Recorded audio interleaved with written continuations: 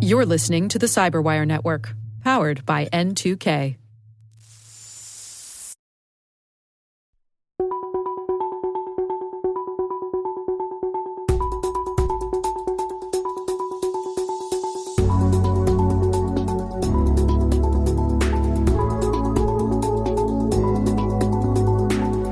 I'm Dave Bittner with this Cyberwire Special Edition. At a time when cybersecurity faces a growing talent gap, conversations about who belongs in the industry and how people find their way into it have never been more important. In this episode, recorded live at the Cyber Guild's Uniting Women in Cyber event, I sit down with Caitlin Sarian, better known to many as Cybersecurity Girl.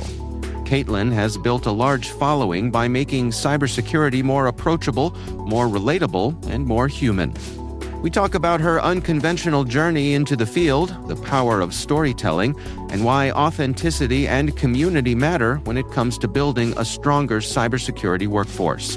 We also explore how breaking down technical barriers can create new opportunities for people from non-traditional backgrounds who may not have seen a place for themselves in cybersecurity before. That's ahead on this Cyberwire Special Edition.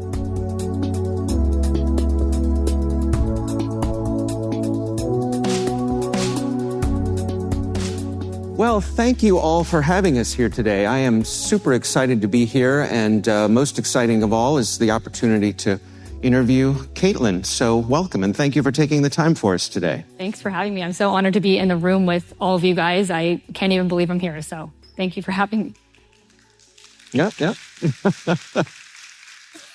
So let's start out by giving our audience an opportunity to get to know more about you. Can you take us through your professional career? Where did you get your start, and what led you to where you are today? Yeah, so my career has kind of taken crazy turns.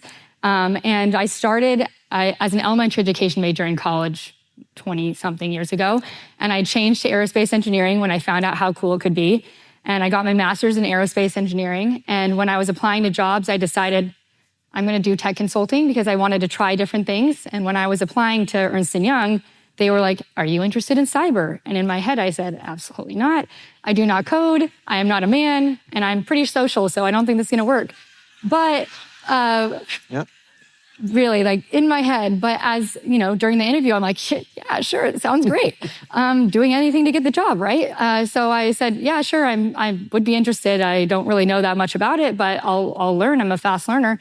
And I got different job opportunities at other Big Four, Accenture, and I was really intrigued with cybersecurity. So I decided to go into Ernst & Young, or EY, and I learned literally everything on the job. So I started in cyber transformation, worked at large companies after data breaches. I helped companies with, protecting themselves and really assessed companies on the 20 kind of key domains in cyber. And that's really what got my foot in the door. And I started realizing, I don't have to code.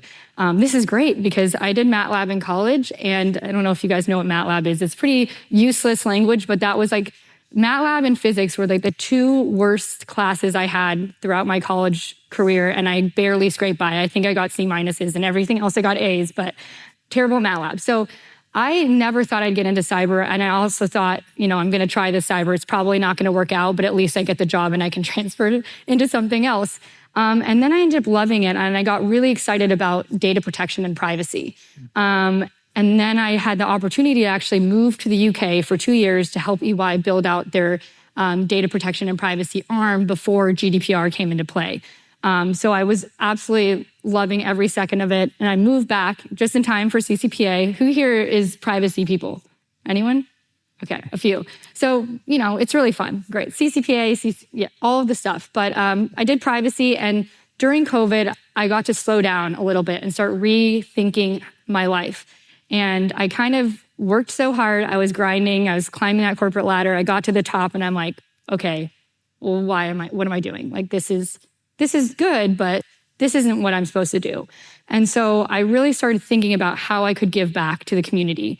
Like I said, I started as an elementary education major. I love teaching kids. And I was really, really passionate about how can I get the next generation into cyber. And 6 years ago was when NIST came out with their kind of I think they had an assessment saying, by 2025, we're going to have 500,000 open cyber jobs and no one to fill it. Now we can talk about how that is not true.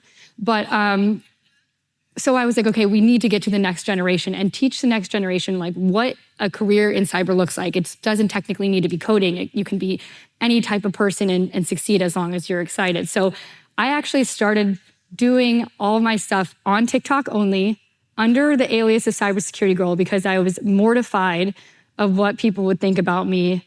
Again, I was a director level at a global law firm. And I was like, if these people find out that I'm on TikTok, like doing little dances to try to get people into a career in cyber, like, I don't know what's gonna happen. Found out I didn't really care because it worked. But yeah, so I started like 5 years ago. And again, the Cybersecurity Girl alias was like, so no one would find me. I was, again, really embarrassed. And then it just kind of grew. So started Cybersecurity Girl with 3 main pillars, and it's still the 3 main pillars. To get more women into STEM fields as a whole, because I also had the wrong impression of cyber and the wrong impression of what an engineer looked like. And then to get more people interested in a career in cyber as a whole, to kind of fill that 2025 gap. And then to just educate the public on how to be safe online. And I found out that piece is like the piece that I'm really passionate about. And I can thank my mom about that because pretty much all of my inspiration had came from the questions that my mom asked me. And then I was like, I should just make a video about this. So those videos just kind of blew up. And now I'm honored to be able to work with, NATO and NIST. And, I collaborate with ABC and Good Morning America. And I just want to educate the public because I truly believe like, this group is amazing. Like we are all so passionate about cybersecurity, but at the end of the day, we probably aren't the weakest link. And the people that aren't in this room are the ones that need to kind of understand how important cybersecurity is. So that's kind of, I would say a short version of my journey, but that was a pretty long version. Yeah, that's good. Yeah. That's good. I would say what I'm hearing from you, a common thread through your journey is a type of fearlessness. You weren't afraid to take on the next thing or try the new thing. Is that an appropriate way to label it? Yeah, I was afraid to an extent because, again, I didn't want my coworkers to find out I was on TikTok.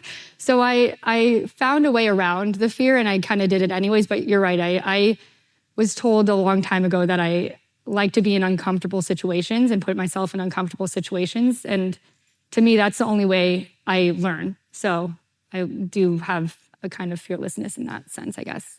Are there any examples from your career where that did not serve you well, where you found yourself up against a wall or a speed bump? So I think one of my superpowers is kind of blocking out any of the negative, especially being on social media. So honestly, I don't have any specific ones that come to mind, but I guarantee you there's been many times where that was a bad idea. But I think I'm a firm believer in the fact that nothing's wasted in your career. So in your life in general, like again, now I kind of find it funny that I am teaching the public because I started as an elementary education major and I absolutely love teaching, but every single thing that you do kind of navigates you the right way and where you're supposed to be. And again, even if there was something really negative, it's gotten me here. And I'm like so grateful to be here. And so I'm kind of tunnel visioned. And if something negative happens, like I mourn it for a day and then I'm like, all right, move on because that's not the right thing. But yes, I'll keep it in the back of my head. If I remember an example, I'll let you know. Just jump in. Yeah. I was like, one time. Right. Well, you mentioned learning on the job when you first entered the cyber realm of things. You had your master's degree in another field. What was that on the job training like? Did you feel welcomed? Yes. Yeah. So I felt extremely welcomed. I had an amazing mentor named Danielle and also Patrick, and they were kind of director level at Ernst & Young, and they kind of took me around to all of these conferences and were introducing me to people, and were just explaining how cybersecurity really fits into every aspect, because when you're not in it, you don't realize that it's everywhere. And now it's even more prominent because, again, we have smart cell phones. We are constantly in and connected in everyday life, that it is literally in every aspect of our life unless you're living under a rock. And so those mentors really taught me everything. And I'm also annoying about questions. I constantly am if I don't understand it, I'm just going to ask you. And so had to field all of my probably very annoying questions, but I just love being able to kind of just like push myself in and learn and take that time. You spent some time at TikTok, is that correct? Tell us about that experience. Yeah, so I actually got my job at TikTok from TikTok. A lot of people will get very confused about it. They're like, oh, you started at TikTok because you worked at TikTok, and it was actually the opposite way around. So I got a job at the privacy department in TikTok, and then I started speaking to another lady that was there, and she wanted me to speak, and she's like, oh my gosh, you're trying to find a new job? Like, we want you to lead the training and awareness piece globally at TikTok. And I was like, oh, okay. And I never did training and awareness before, but because my content was basically training and awareness, she was like, you would be perfect for this. So I ended up going into TikTok as a global advocacy for cybersecurity and culture. And so I basically did training and awareness at TikTok globally, and I also advocated for TikTok. Now, I was there during the time where, our CEO was on the Hill. We were lobbying. We were trying to basically answer everyone's questions. So I was kind of working with the engineers, bringing them questions, and then trying to filter out what they were saying to an understandable, digestible kind of summary. Because obviously we have the technical piece, but if we go to normal people, they're going to just be like, what are you talking about? So that was honestly ended up being the main part of my job, was trying to work with PR, work with marketing, work with legal to try to really communicate what we were doing at TikTok and how it was secure. And this was, by the way, I started my TikTok after they had already partnered with Oracle and when they were moving over. So once that happened, that's when I opened my TikTok. I did not open it when they were still based in China. I just want to preface that. And then I also, I started working at TikTok back in 2023 or 2024, but so TikTok actually has two arms. They have a US arm, and then they have the global arm, which is everything outside of the US. So I wasn't in the US arm. I had a lot of incredible friends, ex-FBI, ex-CIA agents that were working in the US arm, so knowledgeable. Obviously, Oracle was auditing us every day, pretty much on the floor. And only certain people could go into the US arm. Like, I wasn't allowed to even go in. So it was very strict with what was happening. And that's why I also felt very comfortable. Again, I knew a lot of people that were working at the US arm, and then also being able to see global and what was happening globally. So it was incredible. Given your time there, do you have any insights or thoughts on the present situation that TikTok finds itself in? I think, so when TikTok was was about to be banned, I thought it was putting a Band-Aid on a wound that probably needed 25 stitches or some like way larger. I think there's a lot larger of an issue than just TikTok, like surveillance, or I think there were a few main issues, right? One was, how do we keep our kids safe? Is TikTok pushing our kids or our children like, really bad content?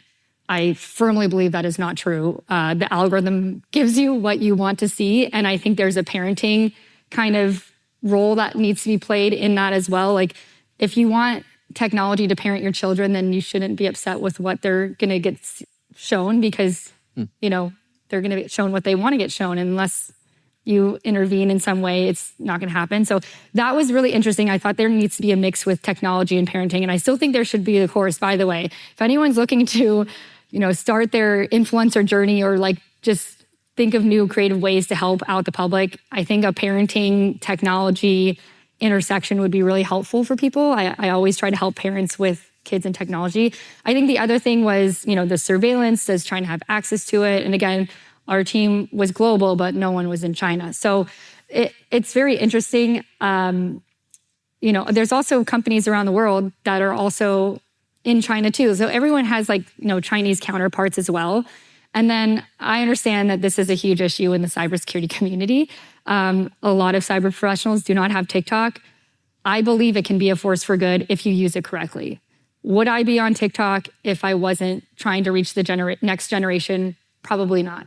But that is where the next generation is sitting, whether we like it or not. So we can't just continue to avoid it, obviously there's now a new way that we're kind of having Oracle do its thing with it, but and we sold it off. But I think there's a lot of issues with social media as a whole. And I felt like they were pinpointing on TikTok when Instagram, Snapchat, YouTube are all doing a lot of the same things, but because TikTok was, Chinese based, they were really trying to put the nail in the coffin and try to prove a point when I think that there is a larger of an issue. What do you think? I agree. Was being an influencer something that you set out to do? No, never. Was there a moment when you said, whoa, wait, people are paying attention to what I'm saying? It's still like that every day. Like sometimes I feel like I like to say I don't have imposter syndrome, but every day I'm like, how did I get here? Like, how did I get on the stage in front of you guys that are, in my opinion, just incredible humans? I don't know, but I'm honored. And every day I take it day by day. I never thought I'd be an influencer. Influencer wasn't a thing when I grew up. So yeah. I don't know. Me neither. I'm aging myself now, but it is such a cool concept to think that you can change and impact the world by just posting every day. Like, I think we underestimate the value that we bring to the world, and everyone has such a unique perspective. And I actually constantly nudge people and say, hey, you have a really cool perspective, life story that other people are going to benefit from hearing about. And I think it's it's very uncomfortable. Even to this day, this sounds really weird, I film most of my videos in a closet because if anyone's in my house, I'm not filming in front of you, but I have to post every day. And I'm not I'm so uncomfortable. I don't like hearing my voice. After it's edited, it's off. And the one thing I say is, as long as I help one person, that's all I care about. So I encourage you guys to kind of take that step and be your biggest advocate, especially in a crazy job world right now where a lot of jobs are either disappearing for no reason or no one's hiring. I think a lot of people should be their biggest advocate and start kind of posting and sharing your experience. And I promise you, you're going to help. If you help, you're going to help one person, and just keep going. So I never thought I'd be an influencer, though. It's still very weird. You mentioned that you had good mentors along the way. How important is that to you now to be a good mentor? There's this notion of when you've made your way up to not pull the ladder up behind you. Yeah, mentorship in cyber is everything, and I find it very interesting that everyone wants to get certifications or go to college and get a cybersecurity degree. If you don't have mentors in this space, I don't think you're going to go.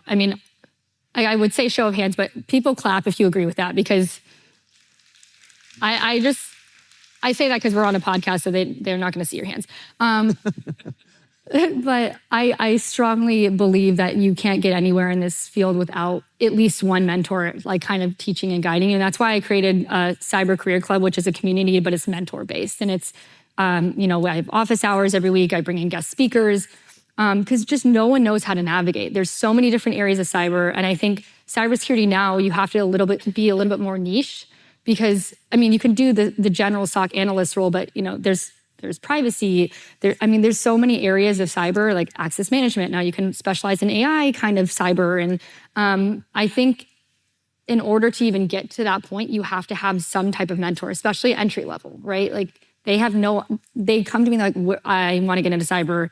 What certification do I need? And I'm like, well, what do you want to get into? What are you interested in cyber? It's like saying that you want to get into science and then trying to go be a chemistry professor.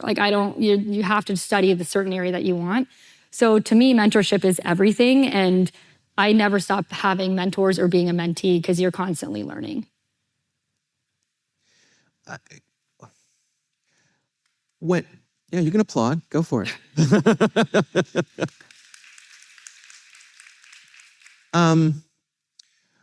When you are mentoring folks who are just coming up, as you say, on that entry level, what's your advice? What in this moment, what do you think is the most applicable way to come at this career path? Yeah. In my opinion, it's understanding the area that you want to get into, finding people in that area and connecting with them on LinkedIn, finding a few mentors. advocating for yourself on what you learn every day on LinkedIn, and then also figuring out the tech stacks behind it. So we're all talking about certifications, but my issue is certifications is like a degree, right? It's kind of like very general, and that's not really applicable when you get into the job role. But if you're understanding the tech stacks that are sitting in every company, and you know that when they put you into that job, you can automatically start without having, a long processing time or a long training time, I think that's way more beneficial. So for example, like if you're in privacy, I know this because I do privacy stuff, like OneTrust is a technology stack that sits behind tons and tons of companies. And I'm like, why don't you learn how to use OneTrust? Or like Palo Alto Networks is like in a lot of different companies. Like if you know how to work like some of the stack behind Palo Alto Networks, you can literally just be plugged in. And I think that's a lot more important than a certain like a general certification. Now there's good certifications that are more specific, but I always say like get more of an understanding of the tech stack behind the area that you want to work. Network like crazy, show up to in-person meetings like and events like this, follow up. I remember when I was in college, people thought I was crazy. I would go to career fairs every semester. I'd collect everyone's cards. I wrote specific details about what I talked about. Halfway through the semester, I would email them, asking them how they were doing, and then I'd see them at the end of the semester. So I did that for the entire time I was in college, and I pretty much, this sounds bad, but I pretty much got every job I applied for because it's about, like, people want to work with you. Obviously, I did really well in school, but people want to work with you because you can communicate and you're a good leader or you're a good person, or there's a lot of soft skills that you learn from just starting to network in person. So I really encourage people to do that as well. And I think that's the best bet. What do you, I always like to know what you think, but unless you're going to say you agree, but. Well, I do agree, but, what strikes me about your answer and in general, talking with you, is that you're very humble in the things that you have achieved. You say, and then I was promoted to such and such, but you put in the work, right? Going to every career fair, collecting every business card, engaging with mentors, you put in the work. And in my opinion, never underestimate the value of putting in the work. Yes, yeah, for sure. And then, exactly right. If you're going to just do a random resume drop on LinkedIn that has no affiliation, or you're not going to cater your resume, or you're not going to cater a cover letter, then there's not really a point of even applying, in my opinion. There's also some fun tricks that you can do to get around the AI bot that does resume scanning. Go on. Well, it's... So what I used to do like 4 years ago is there's obviously a lot of times there's an AI bot on LinkedIn. Many times, and it scans your resume for keywords that are also in the job description. So what I used to do was copied most of the job description, not the whole thing, because then it would be weird. It was 100% match, but I'd copy most of the job description, put it in my resume in white font, very small. You can't see it even if you printed it out. But when the AI is scanning your resume, it's hitting still all those words, and then it will bring it to a person to actually review, and then you can get. Yeah.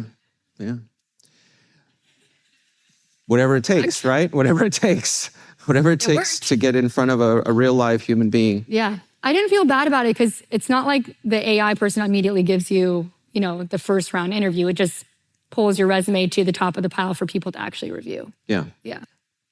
You and I were talking, and you mentioned that something that's really important to you is for people in cyber to get out of their bubble. Yeah. Can you describe what you mean by that?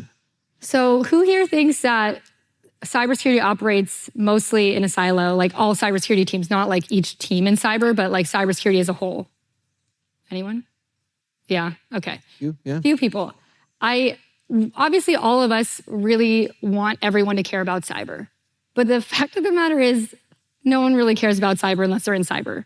And I love the fact that I think we're really good at collaborating within cyber teams and across cyber organizations or organizations as a whole. But what my concern is, everyday people that are not in cyber, like that work in critical infrastructure, all they have to do is click on a phishing link, and then it doesn't matter what tech stack you put behind it, they're already in. And so my concern is always, how do we educate the public and get the public excited about kind of learning these basic tips? And I'm like, well, we have to teach them how to protect themselves at home. Because in my opinion, cybersecurity starts at home. It does not start in the corporate environment, even though that's how it originally started in the 1980s.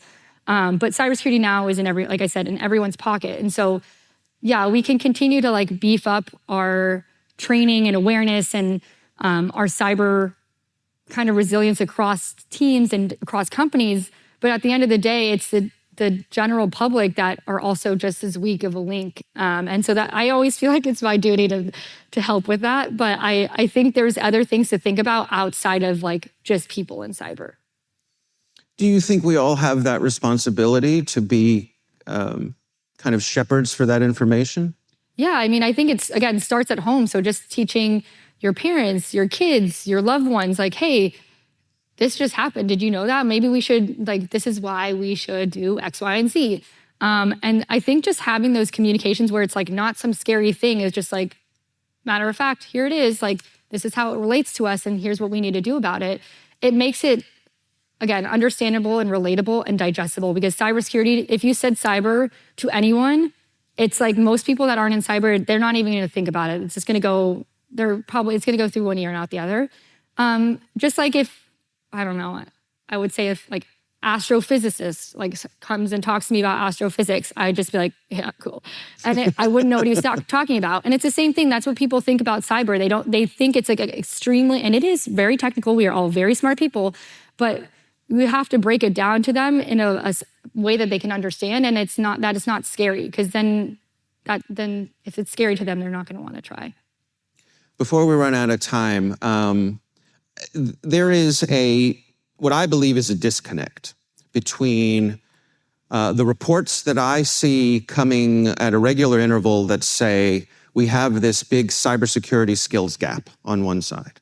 Yeah. And on the other side, I hear all of the young people who are trying to get into the industry saying, I can't get hired. Mm.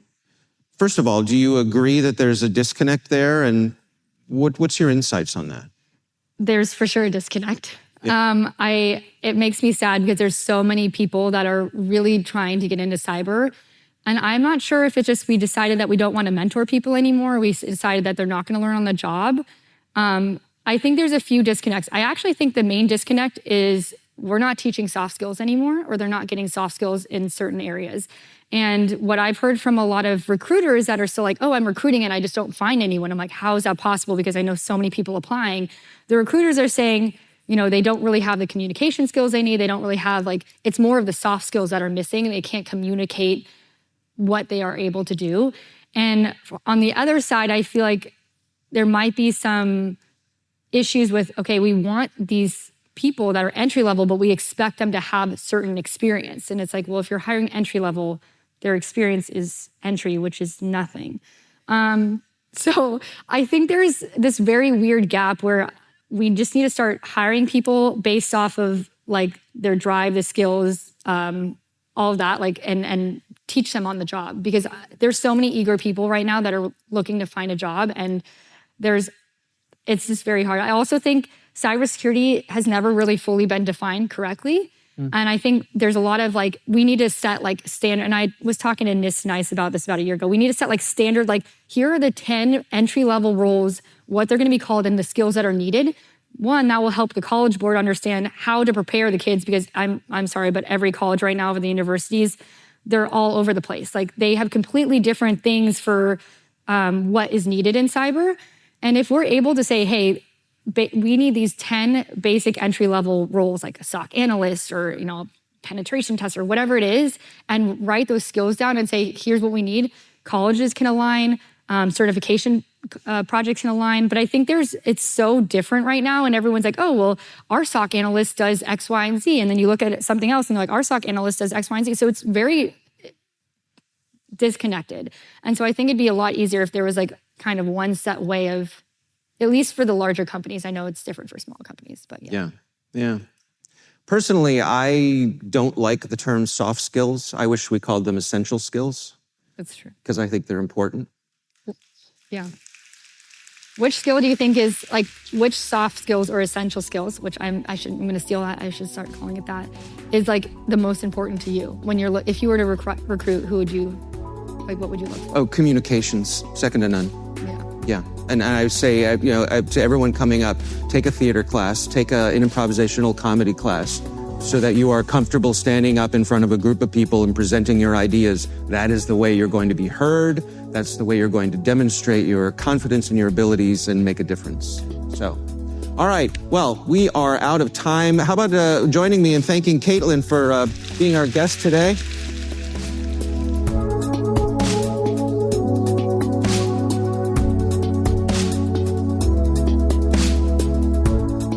Our thanks to Caitlin Sarian, known to many as Cybersecurity Girl, for speaking with me at the Cyber Guild's Uniting Women in Cyber event.